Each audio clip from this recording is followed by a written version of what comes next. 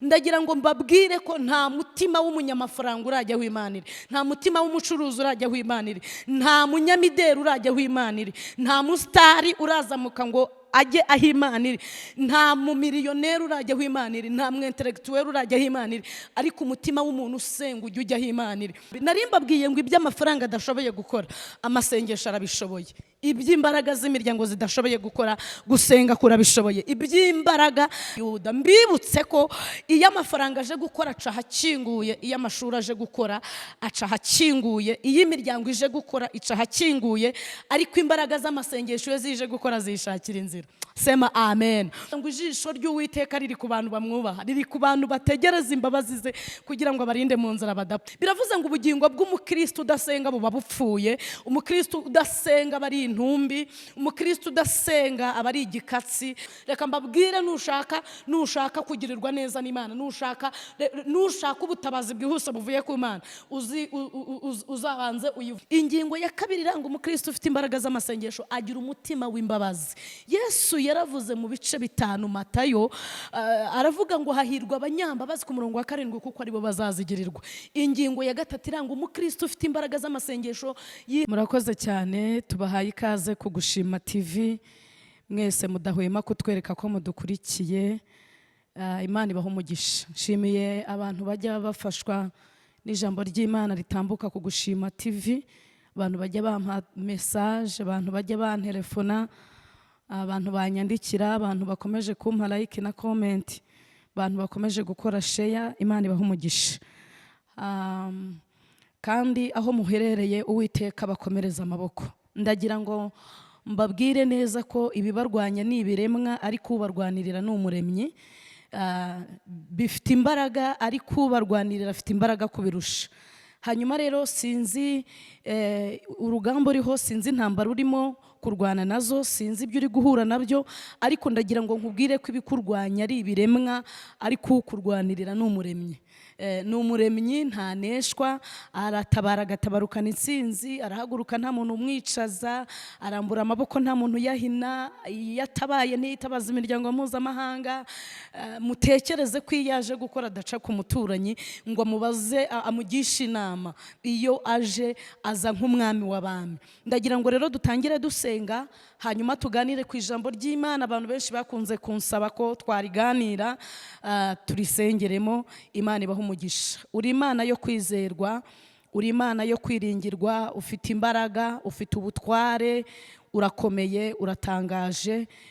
Uri Alpha, uri Omega, uri itangiriro, uri herezo, uri ibyiringiro byacu, uri ibyiringiro by'abagabo, uri ibyiringiro by'abagore, uri ibyiringiro by'abakobwa, uri ibyiringiro by'abasore, uri ibyiringiro by'imfubyi, uri ibyiringiro by'abapfakazi, uri ibyiringiro by'abari mu bitaro, uri ibyiringiro by'abari muri gereza, uri ibyiringiro by'abakomeye n'aboroheje, uri ibyiringiro by'abatuye isi.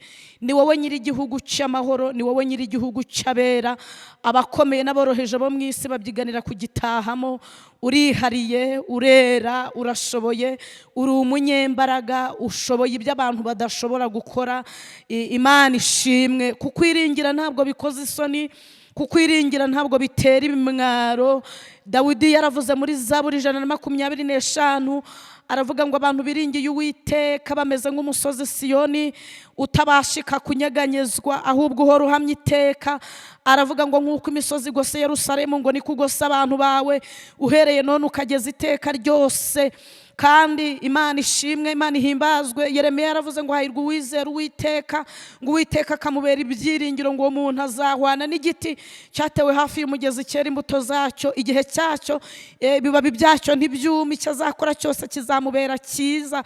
Dawidi we yaravuze ngo bamwe biringira amagare, ngo abandi bakiringira amafarashi, ngo ariko twebweho twiringiye Uwiteka Imana nyiringabo. Aravuga ngo marayika w'Umwami Imana bambira amahema kugota bamwubaha, ngo imigunzu y'intare babasha gukena no gusonza, ngo ariko abantu bategereza Uwiteka nta kintu cyiza bazakena. Imana ishimwe. Hari abantu bakwiringiye uyu mwanya banteze amatwi, bari ku gisasiro cy'uburwayi bakimazeho igihe, ni wowe bategerejeho ubutabazi. Ndabasengeye kugira ngo ukuboko kwawe kubakoreho, imbaraga zikiza zibabyutsa aho baryamye. Hari abantu bagutegereje nk'umucamanza utarya ruswa, bari mu nzu y'imbohe, ndabasengeye ngo baburanire. Hari abantu bagutegereje nk'imfubyi ngo ubabere umubyeyi. Hari abantu bagutegereje nk'abapfakazi ngo ubahagararire. Hari abantu bagutegereje bari mu ntambara z'uburyo butari bumwe. Ndagira ngo Uwiteka mbibutse kuri intwari mu ntambara, ntabwo utetereza abakwisunze urugamba rugeze mu mahina. Izina ryawe nirihabwe icyubahiro, izina ryawe nirishimwe. Reka ubane natwe muri uyu mwanya, umuntu wese unkurikiye, umuntu wese unteze amatwi, ahari yaracitse intege kubw'urugamba amazeho igihe, yabuze urubyaro, abonye amasezerano yo kubona urubyaro atinze, ndagira ngo Uwiteka umukomereze amaboko, umwambike imbaraga. Ni umushomeri amaze igihe nta kazi, ndamusengeye kugira ngo umucire inzira kubw'itegeko ryawe. Itegeko ryawe rihesha ababuze urubyaro kubyara, itegeko ryawe rihesha abashomeri kubona akazi, itegeko ryawe rihesha abarwayi gukira, itegeko ryawe rihesha abakobwa gushyingirwa, itegeko ryawe rihesha abasore kubona abageni, itegeko ryawe rihesha abambaye ubusa imyambaro, rihesha abashonje ibyo kurya. Itegeko ryawe rivuganire buri wese mu rugamba ahagazemo. Itegeko ryawe Uwiteka ejo bundi ryarategetse kuri Yabensi yagurirwa imbago, nuko ahabwa icyubahiro kiruta icya bene se, abona umugisha. Itegeko ryawe niryo ryategetse kuri Yosefu aba premier ministre atarize, ari umunyagano, ari umugurano. Itegeko ryawe ryakuye Dawidi mu ishyamba rimwicaza ku ntebe y'ubwami, ari insuzugurwa avuye mu ntama. Itegeko ryawe niryo wategekesheje rikura Abisiraheli muri Egiputa mu maboko ya Farawo mu buretwa bwabo, ribambutsa inyanja itukura. Itegeko niryo wategekesheje ritegeka urutare rubitsa amazi rugendana n'Abisiraheli, ugize inyota akarunyweraho. Itegeko ryawe niryo ryategetse imyenda n'inkweto bambaye ntibyabasaziraho mu butayu. Nsengeye umuntu wese unteze amatwi ngo itegeko ry'Imana rigira ibintu ritegeka ku buzima bwe, ibitari biri mu buryo bijye mu buryo, ibitari biringaniye biringanire ku bw'itegeko ry'Imana. Ndagushimiye kuri kumwe natwe kandi uri mu ruhande rwacu, nta mubisha, niko Pawulo aherutse kuvuga. Ngaho hira buri wese unteze amatwi kandi umwagurira imbaga, umukomereza amaboko. Mbisenze nizeye mu izina rya Yesu, amen. Ndagira ngo dusome ijambo ry'Imana. Ahari ntabwo ari rishyashya mu matwi yawe, ariko ndagira ngo turiganireho twumve icyo umwuka avuganye natwe. Imana ibahe umugisha. Byakozwe n'intumwa ibice 12, turasoma ku murongo wa 11 tumanuke hepfo twumve icyo Imana ivuganiye natwe mu ijambo. Haravuze ngo Petero agaruye umutima aribwira ati, noneho menye by'ukuri yuko umwami Imana yatumye marayika wayo ikankura mu maboko ya Herode, ikankiza iby'ubwoko bw'Abayuda bwatekerezaga byose. Akibitekereza atyo, asohora kwa Mariya nyina wa Yohana wahimbwe Mariko, aho abantu benshi bari bateraniye basenga. Petero akomanga ku rugi rw'irembo, muja witwa Rode ajya kubyumva, amenya ijwi rya Petero ibineza neza bimubuza gukingura. Nuko yirukanka asubira mu nzu, ababwira yuko Petero ahagaze ku irembo. Baramusubiza baturasaze, ariko akomeza guhamya ko ari koko, batahubwo ni marayika we. Imana ibaho umugisha. Tugiye kuganira kuri iri jambo rifite intego ivuga ngo imbaraga z'amasengesho. Ndumva nshaka kuvuga ku mbaraga z'amasengesho, hanyuma twasanga zarakoze tugashima, twasanga hari aho tuzikeneye kandi tukongera tukazisaba. Mbere yuko mvuga ku mbaraga z'amasengesho, imbaraga ni nyinshi. Buriya hari imbaraga z'amadayimoni zishobora kwinjira muri wowe, zishobora kwinjira mu muntu utizera, mu muntu runaka, mu muntu w'imyaka 30, 50 akambara ubusa. Buriya ziriya ni imbaraga. Hari imbaraga z'umuyaga, hari imbaraga z'ibiza zishobora gutwara ibisenge by'amavuriro, ibisenge by'amazu y'abaturage, ibisenge by'amazu y'amashuri. Izo mbaraga z'umuyaga, izo mbaraga z'ibiza bikazigurukana, leta ikagira ibibazo itari yiteguye byo kujya gusana ya mashuri na ya mavuriro, kuko habayeho imbaraga z'umuyaga, imbaraga z'ibiza. kandi mu isi abantu bajya bagira imbaraga nawe urabaza abantu bafite imbaraga z'ubukonikoni, mujya mubabona, mujya mubumva. Izo mbaraga rero zose sizo nshaka kuvugaho. Ndashaka kuvuga ku mbaraga eshatu. Ni imbaraga jyewe nakoreye ubushakashatsi, nazikoreye research, mbona abanyafurika baziha intebe zikicara, abanyaburayi, abanyamerika, muri Aziya, muri Oceania, mu mpande enye z'isi, izo mbaraga bajya baziha intebe zikicara. Imbaraga za mbere ni imbaraga zitwa amafaranga. Umunyarwanda yaciye umugani aravuga ngo akananiye ifaranga bararekera. Impamvu yabivuze, iyo umuntu afite imbaraga z'amafaranga hari ahantu yinjira adakomanze. Iyo umuntu afite imbaraga z'amafaranga agenda n'indege nk'ugenda na bisi. Iyo umuntu afite imbaraga z'amafaranga yiga mu ishuri ashaka kwigamo, abana be baba mu buzima ashaka ko babamo. Iyo umuntu afite imbaraga z'amafaranga agenda mu modoka ashaka kugendamo. Iyo umuntu afite imbaraga z'amafaranga yubaka amazu y'ibitabashwa, atura aho ashaka gutura kubera ko afite imbaraga z'amafaranga. Ariko ngiye kubabaza ikibazo kimwe. Mu mujyi wa Kigali hari umukire wabaye umukastoma keya wa Banke Mondiale y'isi, hanyuma imuguriza miliyari 40 z'amadolari y'Amerika, yubaka inzu mu mujyi wa Kigali. Amaze kuyuzuza ahita apfa. Ubwo hari icyo amafaranga kimaze? Hari ukuntu ngewe mbyumvishe, uko mbyumva, uko mbitekereza, abantu bafite amafaranga bajya babaho urupfu rwaza, akaruha miliyoni 100 agakomeza akabaho. Hanyuma wa muntu ukorera 1000 cyo kurya ku munsi akaba ari gupfa. Ariko kubera ko imbaraga z'amafaranga hari ibintu zishoboye gukora, hari n'ibintu zidashoboye gukora, umuntu ufite konte muri Mondiale n'umuntu utagira konte no muri banki iciriritse yo muri iki gihugu, bose babasha gupfa kimwe. Kabane n'ubwo bagutwara urusororo undi bakamujyana mu mva y'ibitaka, mwese mupfa kimwe. Urunyo rukabarya rubabaza icyatumye mucerererwa kuza. Imbaraga za kabiri ni imbaraga zitwa imiryango. Hari abantu bagira imbaraga z'imiryango, akiga bizi neza ko nava ku ishuri akazi ke kamutegereje mu kigo runaka, akabazi neza ko afite mwene wabo uri kapiteni, uri generale, uri diregiteri runaka mu kigo runaka, uri dogiteri runaka, uri umucuruzi ujya mu Bushinwa, ujya muri Dubai nkuva kwa munwa ajya mwazuru. Bene aba bantu bafite imbaraga z'imiryango usanga no mu itorero batikoraho muri ya mvugo yabo. Ariko niyo batangije umushinga w'ubukwe, korari zibasaba kubaririmbira kubera yuko bafite imbaraga z'imiryango. Ariko ngiye kubabaza ikibazo kimwe. Iyo ageze mu rugo amaze gukora ubukwe, aba bantu bafite imbaraga z'imiryango bajya bakora n'ubukwe bw'ibitabashwa, bajya bakora ubukwe bw'ibirangirire, bajya bakora ubukwe butikoraho. Ariko ngiye kubabaza, iyo ageze mu rugo akabura urubyaro, mwene wabo w'umucuruzi ujya mu Bushinwa no muri Dubai ashobora kujya kumushopingira y'umwana. Ese generale uri se wabo ashobora gufata inyenyeri cyangwa igihanga kiri ku ntugu z'akakimukuriramo umwana? Ntabwo bishoboka. Biravuze ngo hari ibyo imiryango ishoboye gukora, hari n'ibyo imiryango idashoboye gukora. Hari iby'imbaraga z'imiryango zishoboye gukora, hari n'iby'imbaraga z'imiryango zidashoboye gukora. Imbaraga za gatatu ni imbaraga zitwa amashuri. Umuntu yiga primaire akajya segonderi, ejo bundi akajya kaminuza, hanyuma agasoza akabona buruse imujyana mu Bwongereza, akabona buruse imujyana muri Amerika, imujyana mu Buhinde, akiga kazana diplome ya 5 yitwa PhD. Bene aba bantu iyo bagurutse iwacu muri Afrika ntago bajya birirwa birukanka na document bajya kudepoza bashaka akazi. Azi igihugu kimukeneye, azakenewe ku isoko ry'umurimo.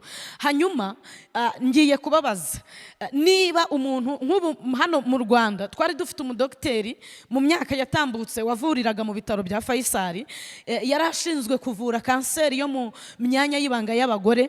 Hanyuma aza gusaba konji, akoze akazi umwaka asaba konji, ajya muri Afrika y'Epfo agwayo. Kubera icyo apfuye kandi ari umu intellectuel, kandi ari umunyabwenge. Igihugu kiramukeneye, imiryango yiramukeneye, societe nyarwanda iramukeneye, isi iramukeneye. Kubera icyo apfuye kandi afite imbaraga z'amafaranga, afite imbaraga z'amashuri, afite imbaraga z'amafaranga. Hari ukuntu ngewe mbitekereza, numva abantu bize bakomeza bakabaho, noneho inkandagira bitabo zikaba ari zo zipfa.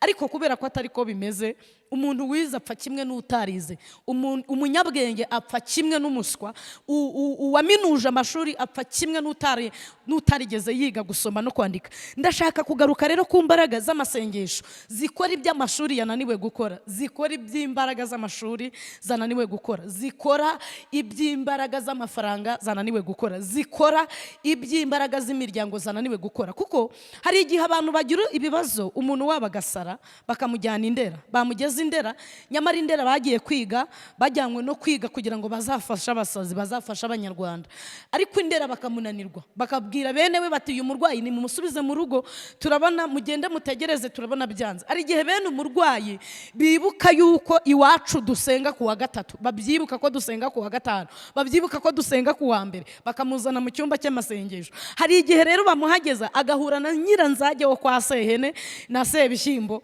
utarigeze wiga gusoma no kwandika, ariko yuzuye imbaraga z'amasengesho. Iby'Indera bananiwe kuvura akabyirukana mu izina rya Yesu. Amen. Hari igihe umuntu ajya buri urubyaro akazenguruka mu badogiteri bakamubwira bati ntabwo wowe uzabyara, ntabwo uzabyara, impamvu utazabyara niyi, impamvu utazabyara niyi, kandi mu by'ukuri ukumva birumvikana. Ariko akazi iwacu mu cyumba cy'amasengesho twasenze, akahahurira na Nyiranzage wo kwa Rangwida, utarigeze wiga gusoma no kwandika, ariko yuzuye imbaraga z'amasengesho, agahita amubwira ngo Imana ya Isiraheli iravuze ngo undi mwaka nk'iki gihe uzaba ucikiye umwana w'umuhungu. Ndashaka kubabwira yuko twebwe twize siyanse z'umwuka, ubumenyi bw'ikirere n'ikoranabuhanga, tubasha kuvuga indimi Butare batavuga, muri kaminuza Butare tubasha kuvuga indimi abantu bavuye kwiga mu Bwongereza batavuga, tubasha kumenya amakuru FBI, ikigo gishinzwe ubutasi muri Leta Zunze Ubumwe za Amerika zitibitseho. Niyo mpamvu Pawulo bamubajije, baramubaza ejo bundi ngo mbese abayuda barusha iki abandi, arabasubiza ngo barusha muri byose, ngo nuko ari abantu babitse ibintu byasezeranijwe. Pawulo arababwira ngo badufata nk'abatariho, ngo ariko turiho, ngo badufata nk'abakene, ngo ariko dutungishije benshi, ngo badufata nk'abagiye gupfa, ngo ariko turi bazima. Aravuga ngo dukubitwa hasi, ngo ariko ntidupfa. Ariko amen. Bibiliya iravuga ngo nuko hari ku ngoma y'umwami witwa Herode, yari umwami w'Abayuda, ngo agakunda gufatira abantu bamwe bo mu itorero kubagirira nabi. Narimbabwiye ngo iby'amafaranga adashoboye gukora, amasengesho arabishoboye. Iby'imbaraga z'imiryango zidashoboye gukora, gusenga kurabishoboye. Iby'imbaraga z'amafaranga zitakora, amasengesho arabikora. Iby'imbaraga z'amashuri zitakora, amasengesho arabikora. Ngo agakunda gufatira abantu bamwe bo mu itorero kubagirira nabi. Ngo afata umugabo witwa Yakobo amwicisha inkota. Ngo icyo gikorwa akoze kinezeza imitima y'Abayuda. Mbibutse ko iyo amafaranga aje gukora aca hakinguye, iyo amashuri aje gukora aca hakinguye, iyo imiryango ije gukora ica hakinguye, ariko imbaraga z'amasengesho iyo zije gukora zishakira inzira. Sema amen. Ngo afata umugabo witwa Yakobo ngo amwicisha inkota. Icyo gikorwa akoze ngo kinezeza imitima y'Abayuda. Bakora imibare, bakora ibarura, baravuga ngo ubwo Abayuda banezerewe 40%, twishe umudiyakoni, nituramuka twishe represent, nituramuka twishe umushumba mu rwego rw'igihugu, Abayuda bazanezerwa 100%. Ngo Abayuda bakiri mu mubabaro, bakiri mu majune, bakiri mu gahinda k'urupfu rwa Yakobo, bagiye kubona babona igitero cy'abasirikare Herode atumye. Hanyuma ngo kiraza gisumira Simoni, ngo bamuzirika iminyururu ku maguru n'amaboko. Bamaze kumuzirika iminyururu ku maguru n'amaboko baramutwara. Abitorero batangira gusenga.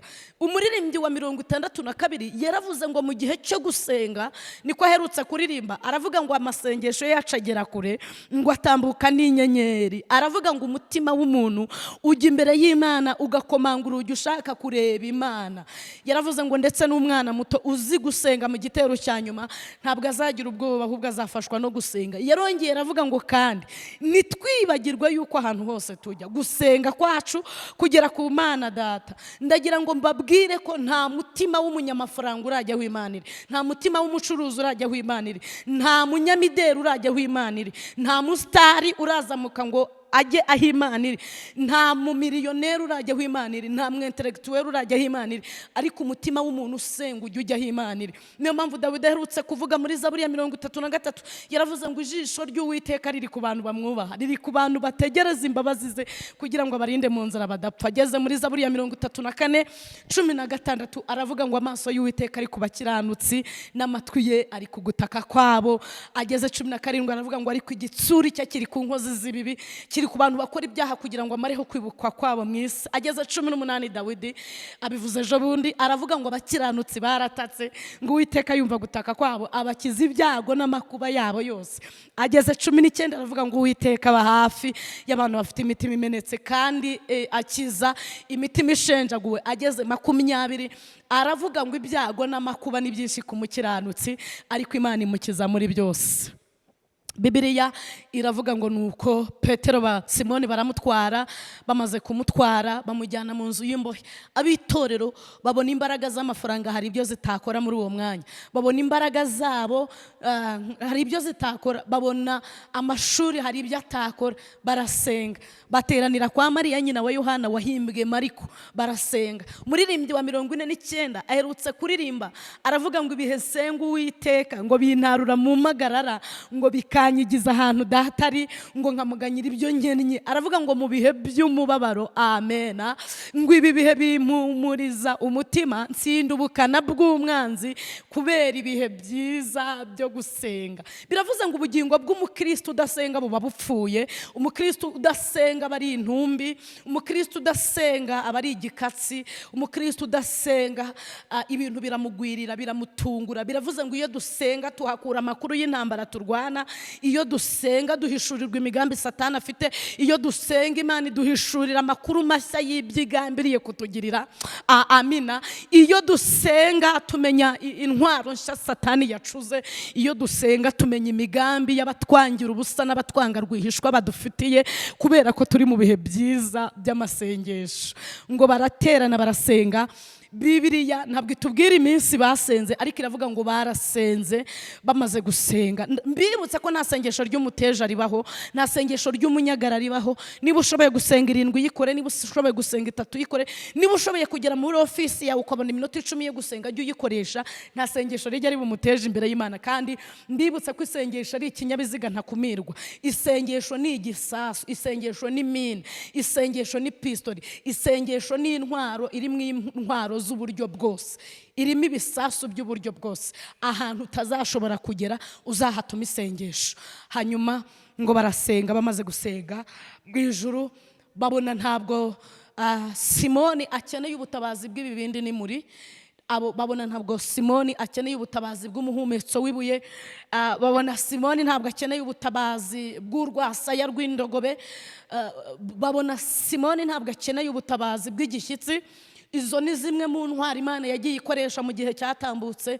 Ahubwo ngo bahita babwira Mikayire bati ihute usanga Simoni muri gereza. Araye ari bucibwe umutwe, Mikayire ahinguka muri gereza. Mbibutse ko abamarayika ni benshi, ariko reka mvuge kuri babiri. Burya nujya gusenga umuhanuzi agahanura akakubwira ngo umva uko Uwiteka Imana ivuze, uzamenye ko ari Gaburiyeli wahageze. Gaburiyeli, marayika Gaburiyeli niwe ushinzwe kutuzanira ubutumwa. Gaburiyeli niwe utumenyesha ko tuzakora ubukwe. Gaburiyeli niwe utumenyesha ko Imana izaduha akazi. Gaburiyeli niwe utuzanira amakuru y'abantu bari kudupangira kuturoga. Gaburiyeli niwe utuzanira amakuru y'inama zakozwe zitugambanira, kuko Gaburiyeli niwe wagendereye Mariya aramubwira ngo urahirwa mu bandi bagore kuko uri nyina w'umucunguzi. Gaburiyeli niwe uzana amakuru avuga ngo hari gereza ariko nciye inzandiko z'ibinyoma zakuregaga. Gaburiyeli uvuga ngo uratwite uzabyara. Gaburiyeli uvuga ngo nubwo wabuze urubyaro ariko hari amakuru nkuzaniye avuga ngo ubonye urubyaro, uzabyara abahungu n'abakobwa. Gaburiyeli niwe ushinzwe kutuzanira ubutumwa bw'imigambi n'imigabo Imana idufiteho. Naho Mikayire rero burya niwe uturwanirira. Nujya ku kazi ukabona uratashye, ujye umenya ngo Mikayire yarwanye. Nufata isafari ujye umenya ngo ukabona uyishohoje amahoro, ujye umenya ngo Mikayire yarwanye. Nubona utangiye ukwezi ukagera kuri 30 ujye umenya ngo Mikayire yararwanye. Niwe ushinzwe intambara, kandi Mikayire niwe ushinzwe kurwanirira abanyamasengesho. Ejo bundi yarwaniriye Daniel ngo amaze iminsi asenga ibisubizo bye mu ijuru barabyohereza. Ngo bamaze kubyohereza, abamedi n'abaperesi babifatira mu kirere. Ngo mu ijuru barabaza ngo ni iki gitumye dukomeza kumva Daniyeli asenga? Aleluya. Ngo bohereza Mikayeli amanukana inkota y'umuriro, arwana n'abamedi n'abaperesi. Burya ka kazi wabonye nuko Mikayeli yari yararwanye. Burya kuba warabyaye nuko Mikayeli yari yarwanye. Urugo wicayemo uyu munsi nuko Mikayeli yarwanye. Hari impamvu nyinshi zari gutuma utarwicaramo. Igihugu utuyemo uyu munsi Mikayeli yararwanye kugira ngo ukigeremo, Imana ikigutuzemo. Mikayeli niwe ushinzwe intambara, niwe ushinzwe kurwanirira abera, niwe urwanirira itorero, niwe urwanirira abageragezwa nk'uko Kristo yageragejwe.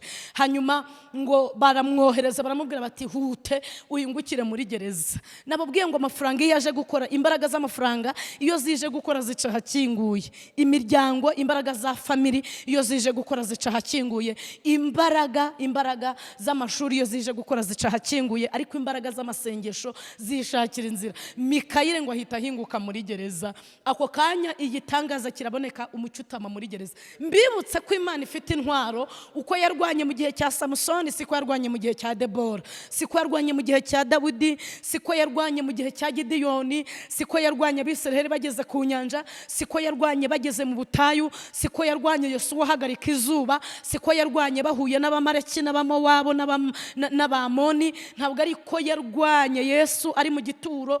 Icyo tuzi neza, uko Imana iza kurwanirira siko izandwanirira, ariko icyo tuzi neza nuko gutsinda, ubutsinzi, intsinzi tuzabiheshwa n'iturwanirira n'inyamaboko n'inyembaraga. Hanyuma ngo agihinguka muri gereza Mikayeli, iminyururu yari iri ku maboko ya Petero n'amaguru iribwiriza iracika. Mbibutse ko Petero Simoni yari arinzwe n'abasirikare 16 kandi bizewe n'igihugu, bazi kurwanira mu kirere, bazi kurwanira ku butaka, bazi kurwanira mu nyanja, bazi kurwanira mu mazi. Niba igihugu cyari cyatumye kugira ngo barinde Simoni. Hanyuma Simoni ngo yaraherutse kuvugana na Yesu. Buriya Herode yasumiye Simoni amwambika iminyururu amaguru n'amaboko, atazi ko Simoni aherutse kuvugana na Yesu. Ngo bari baherutse kuganira na Yesu. Ngo Yesu ngo abaza abigishwa, arababaza ngo iyo mugiye Samariya mukagiye Yudaya mukagiye Yerusalemu mwumva abantu bavuga ko ndinde? Hanyuma ngo umwe ashyira hejuru aravuga ngo njye numva bavuga kuri umwe mu bahanuzi. Bagenzi be baramunyomoza batoya, twebwe njye numva bavuga kuri Eliya wagarutse. Bandi batoya, njye numva bavuga kuri Yohana Umubatiza. Abandi batoya, njyewe njya numva bavuga kuri Zeburuni umutware w'abadayimoni. Ntabwo abantu bumva ukuntu umuntu arwara imyaka 12 yakora ku nshunda z'imyenda yawe agacira. Ntabwo abantu bumva ukuntu utoba icyondo n'amacandwe ukabihumuza umuntu yarahumye akareba kandi bitokoza. Hanyuma Yesu ngo arabahindukirana arababwira ngo usibye uko Samariya bamvuga, usibye uko Yudaya bamvuga, usibye uko Yerusalemu bamvuga, mwebwe twagendanye, mwebwe nahamagaye abantu benshi, mwebwe nk'abaturanyi, mwebwe mubona ndinda. Simoni ngo ashyira urutoki hejuru. Reka mbabwire, nushaka kugirirwa neza n'Imana, nushaka ubutabazi bwihuse buvuye ku Imana, uzabanze uyivuga ibigwi. Uzabanze uyibwira uti kuba ntaragiye muri gereza n'imbaraga zawe zabikoze. Nujya gusenga jya ubanza ushime, jya ubanza ubwira Imana uti nyeza kuko ndi umunyabyaha, ndi umunyaminwa yanduye mu byaha niwo mama yambyariye. Ubwo nibwo buryo bwo gusenga, ubwo nibwo buryo bwo kubona umugisha uturutse mu masengesho. Urabanza ukabibwira ngo nyeza kuko ndi umunyaminwa yanduye. Warangiza ukayibwira ngo noneho rero Mana, ndagushimira ko wandinze gereza, umudamu agiye kubyara nabonye imbaraga zawe, ndi umushomeri nabonye ukuboko kwawe, imiryango yantaye twabonye imbaraga zawe. Uyibwira uti abantu bangambanira nabonye imbaraga zo gukomera kwawe. Mbega ubundi Yesu mu bintu akunda ko tumuvuga ibigwi, akunda ko tumuvuga neza, akunda ko tumushima. Nugera imbere ye ntukihutire kumubwira ibikugoye kuko abizi utari wabivuga. Jya ubanza umushime, umubwira ngo kuba ngihumeka ni wowe, kuba gisiditara nciye amaguru ni wowe, kuba narayikoze simpfe ni wowe, kuba barandoze ntibanyice ni wowe, kuba ndwaye nkaba ngihumeka ni wowe. Jya ubanza umuvuge neza, jya ubanza umuvuge ibigwi. Simoni ngo azamura urutoki aramubwira ngo mwigishe, hari igihe abantu uherutse kubagaburira isamaki 2 n'imigati 5, ari abantu 5,000 abagore n'abana batarimo, jewe namenye uwuriwe. Aramubwira ngo hari n'ikindi gihe umugore aherutse kubyigana mu bantu benshi akora ku nshunda z'imyambaro wambaye, mpita mbona uwuriwe. Aramubwira ngo hari n'ikindi gihe duherutse kwinjira kwa Simoni bazana nyirabukwe arwaye ubuganga, arabyuka arateka aratuzimanira. Aramubwira ngo hari n'ikindi gihe badufatiye imisoro nyohereza ku nyanja kuroba. Simoni akomeza kuvuga Yesu ibigwi. Aramubwira ngo ejo bundi ibyo wakoreye i Betaniya byo byankoze ku mutima. Twasanze Lazaro yarapfuye amaze 4 mu gituro, uramuhamagara ijwi ryawe riteranya amagufa ya Lazaro, rihamagara imitsi ku magufa ye, rizana inyama ku mubiri wa Lazaro. Lazaro arongera arahaguruka, arasohoka mu gituro, aragenda. Aramubwira ngo iyo nkwitegereje mbona uri Kristo, umwana w'intama w'Imana.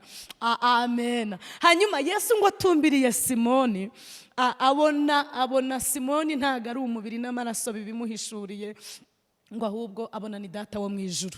Ahita amubwira ngo none rero Simoni, uhereye umunsi ntukitwa Simoni, nkwise Petero. Biravuze ngo ni urutare, nzubaka itorero ryanjye kuri urwo rutare, kandi amarembo y'ikuzimu ntabwo azarishobora. Bibiliya iravuga ngo muri iki gihe cyo ku ngoma y'umwami witwa Herode, Simoni Petero yari umushumba w'itorero, yari representante gare, yarakuriye itorero mu rwego rw'igihugu. Hanyuma ari ako kanya agiye kubona, abona marayika amusanze muri gereza. Ndagira ngo mbabwire ko ntabwo Imana irinze wowe, ahubwo Imana irinze ijambo yakuvuzeho. Ijambo Imana yakuvuzeho iririndishije imbaraga z'ukuboko kwayo gukomeye, iririndishije kinubi. Niko yabwiye Yeremiya. Yaramubajije ngo uruzi iki Yeremiya? Arabibwira ngo nduzi inkoni y'umurinzi. Iramubaza ngo waroye? Arabibwira ngo nitegereje. Iramubwira ngo uko niko ndindi ijambo ryanjye nkarisohoza. Dawidi we yaravuze ngo yibuka ijambo ry'iminsi yose muri Zaburi 105, kandi ijambo yategetse aryibuka ibihe ibihumbi kugira ngo arisohoze. Marayika rero ngo akihagera, iminyururu iva ku maboko ya Petero no ku maguru ye. Imaze kumuvaho ngo akomanga Petero mu mbavu, aramubwira ngo byuka n'ingoga. Kandi Petero yararyamye hagati y'abasirikare 4. Ukweta inkweto zawe nk'ubutumwa bwiza, ukenyera umukandara wawe nk'ukuri, witera umwitero wawe nko gukiranuka, wambara ingofero yawe nk'agakiza, ufata inkota yawe nk'ijambo ry'Imana, unkurikire. Ngo Petero abona abarinzi ba mbere 4, abona barenza abandi barinzi 4, abona barenza abandi barinzi baba 12, abona barenza abandi barinzi 4 baba 16. Bageze ku cyugi cy'irembo gikingishijwe iminyururu, kiribwiriza, kirabikingukira. Izi mbaraga z'amasengesho zerutse gukora ibintu bishya kuri Kuro. Ziramubwira ngo nzakujya imbere ahantu hataringaniye maringanize, inzugi z'ibyuma nzazicamo kabiri. Biravuze ngo izi mbaraga z'amasengesho zijya zifata inzugi z'ibyuma zikazicamo kabiri, zijya zifata inzugi z'imiringa zikazimenagura. Zibwira Kuro ngo kandi nzakenyuruza n'abantu biyita abami ngo ukenyeze wowe Kuro.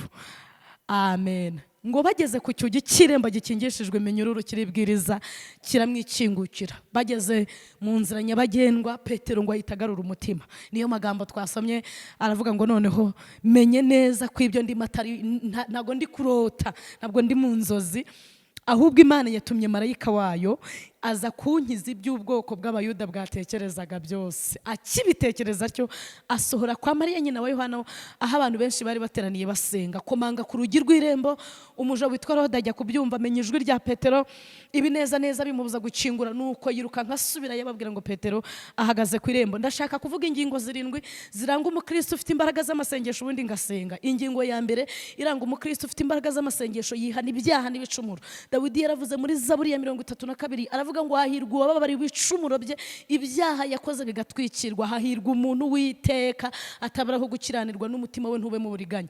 Ingingo ya kabiri iranga umukristo ufite imbaraga z'amasengesho, agira umutima w'imbabazi.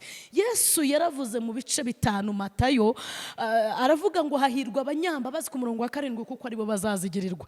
Ingingo ya gatatu iranga umukristo ufite imbaraga z'amasengesho, yihanganira ibintu bimugerageza. Nimwumva uko Luka yavuze, uko Yakobo yavuze mu minsi yashize mu gice cya mbere 12, yaravuze ngo hahirwa uwihanganira ibintu bimugerageza, kuko namara kwemerwa azambikwa ikamba ry'ubugingo iry'Imana yasezeranije abantu bayikunda. Ingingo ya 4 iranga umukristo ufite imbaraga z'amasengesho, nuko abana n'abantu bose amahoro. Umwanditsi w'Abaheburayo yaranditse, aravuga ngo mugire umwete wo kubana n'abantu bose amahoro n'uwo kwezwa, kubera ko utejejwe ntabwo azabona umwami Imana.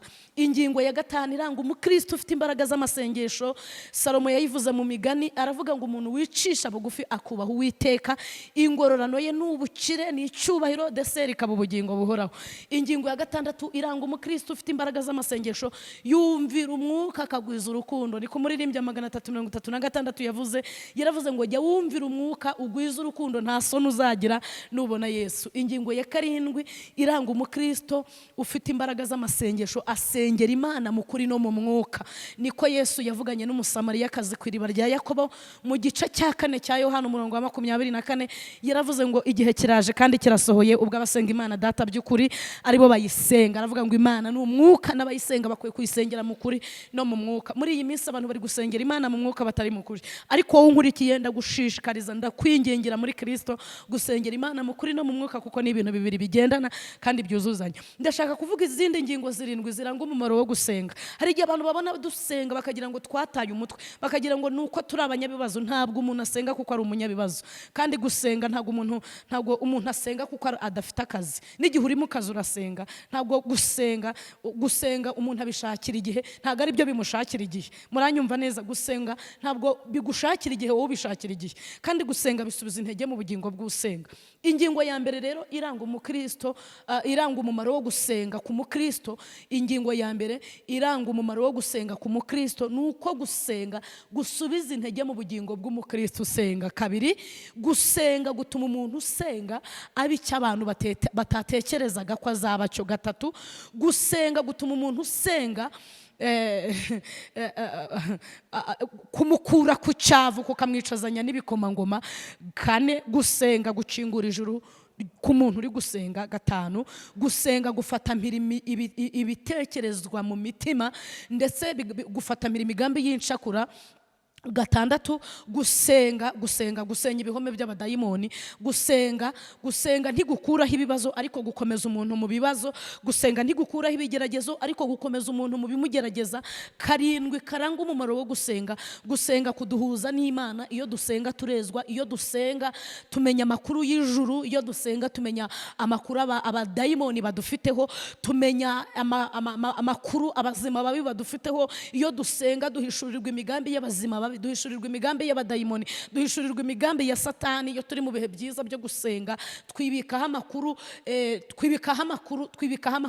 aturutse mu gihugu cyo mu ijuru. Ndagira ngo rero wowe unteze amatwi, wabuze imbaraga zo gusenga, wacitse intege, umaze igihe mu rugamba, umaze iminsi mu bikugerageza, umaze iminsi mu burwayi, umaze iminsi ufite intambara z'uburyo butari bumwe, ndagira ngo aho uri upfukame, aho uri uhagarare, aho uri uturisha umutima n'ibitekerezo byawe, aho uri duhamagara Imana tuyibwire ngo twigeze dusenga, dufite ibihamya, turabagabo bo kubihamya. Twarasenze gusenga kudukorera imirimo n'ibitangaza. Uyu mwanya ufite ibintu birimo kukurwanya, ndagira ngo ubihe ubuhamya, uhe Satani ubuhamya, uhe abazima babo ubuhamya, uhe abadayimoni ubuhamya, ubabwire ngo hari Imana nigeze nsenga ingirira neza, nigeze nsenga Imana irantabara, nigeze nsenga nshonje irangaburira, nigeze nsenga ndi umushomeri, nigeze nsenga nshaka visa, nigeze nsenga nshaka kwiga, nigeze nsenga ndi imfubyi birandera, nigeze nsenga ndi ntagira epfo na ruguru biranshingira. Ndagira ngo uhe ubuhamya ibintu birimo kukugerageza muri iyi minsi bikubwira ko gusenga kwawe kutakigize umumaro. Ubyibutse ko kurira kwararira umuntu nijoro ariko bwacya mu gitondo impundu zikavuga ku bw'amasengesho yasenze. Uri Imana yo kwizerwa, wumva gusenga. Kandi Pawulo na Silasi barasenze muri gereza, imiryango ya gereza irakinguka. Biravuze ngo gusenga ni intwaro, gusenga ni bombe, gusenga ni ikinyabiziga ndakumirwa. Daniyeli yarasenze, bamujugunye mu rwobo rw'intare, zimubona nk'umushyitsi w'imena, ziramwakira, ziramusasira, ziramworosa, kuko yari yuzuye imbaraga z'amasengesho. Elisa yarasenze ngo mu maraso ye hatembera amasengesho, akora ibitangaza 13 ari muzima. Icya 14 Elisa gikora yarapfuye. Salomo aherutse kuvuga ku muntu wasenze, aravuga ngo umugisha Uwiteka amuha nta mubabaro yongeraho. Imana ishimwe. Arongera aravuga ngo iyo umukiranutsi apfuye ngo izina rye riba urwibutso mu ijuru, ngo ariko iyo umunyabyaha apfuye izina rye rirabura, n'intumbi ye ikamera nk'iyimbwa. Ejo bundi Saduraka, Meshaki na Abedenego nta kindi cyabarokoye mu itanura nuko bari buzuye imbaraga z'amasengesho. Nta kindi cyatumye Zakariya na Elizabeti babyara Yohana bashaje nuko bari barasenze.